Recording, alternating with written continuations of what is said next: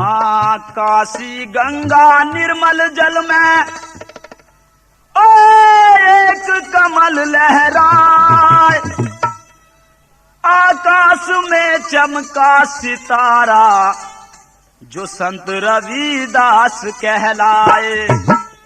तो बताया इस वाणी द्वारा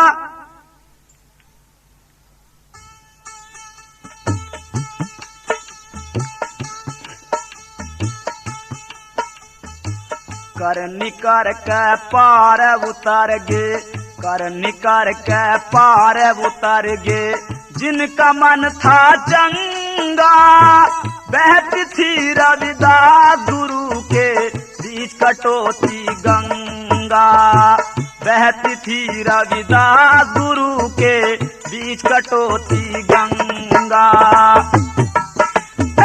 कर निकर के पार उतर गे, कर निकर के पार उतर गे, जिनका मन था चंगा बहती थी रविदास गुरु के बीच कटोती गंगा, बहती थी रविदास गुरु के बीच कटोती गंगा।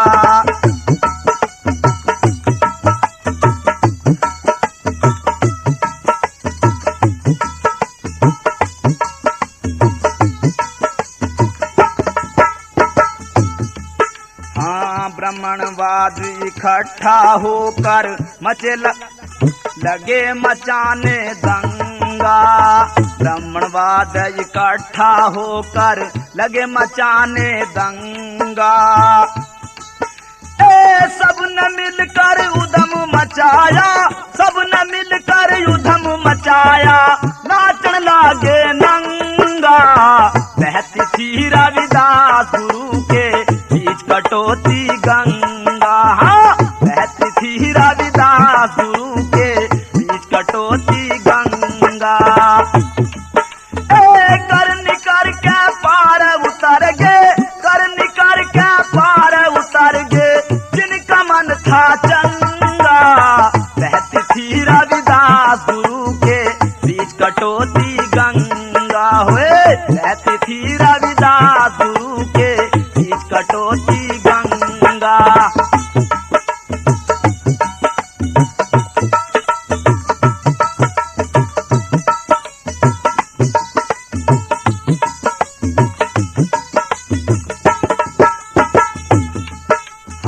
झाड़ मछोड़ करी नहीं थी, हाथ में ले चल डंडा, झाड़ मछोड़ करी नहीं थी, हाथ में ले चल डंडा। मारो मारो करते आवे, मारो मारो करते आवे, जान से होकर अंधा बहती थी रविदास गुरु के बीच कटोती गंगा, हाँ बहती थी रविदास गुरु के बीच कटोती गंगा। कर निकर के पार उतर गे, कर निकर के पार उतर गे रे, जिनका मन था चंगा बहती थी रविदास गुरु के बीच कटोती गंगा, हाँ बहती थी रविदास गुरु के बीच कटोती गंगा।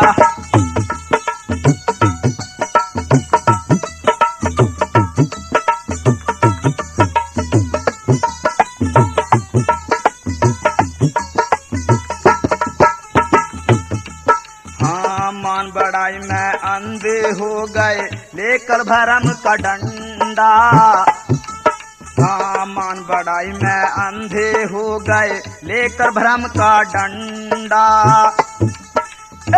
ऊंच नीच का विवाद फैलाया, ऊंच नीच का विवाद फैलाया, होकर के मुसटंडा बहती थी रविदास गुरु के बीच कटोती गंगा, बहती थी रविदास गुरु के बीच कटोती गंगा।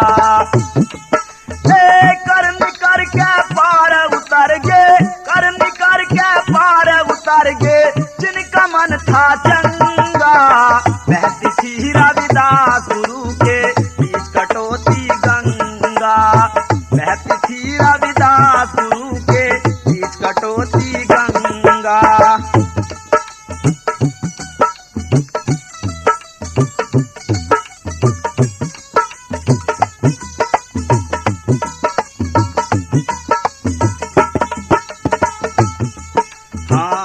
समन दास मानव एक है। हाँ कह समान दास मानव एक है, अब कर लो सत्संगा। कह समान दास मानव एक है, अब कर लो सत्संगा। मेहता दास वे रोजा दास जी, मेहता दास वे रोदा दास जी, मत चालो बेढंगा। बहती थी रविदास गुरु के बीच कटोती गंगा। हो बहती थी रविदास गुरु के बीच कटोती गंगा। कर निकर के पार उतर गे, कर निकर के पार उतर गे, जिनका मन था चंगा। बहती थी रविदास गुरु के बीच कटोती गंगा। बहती थी रविदास गुरु के बीच कटोती गंगा। बोलो साधु सत साहिब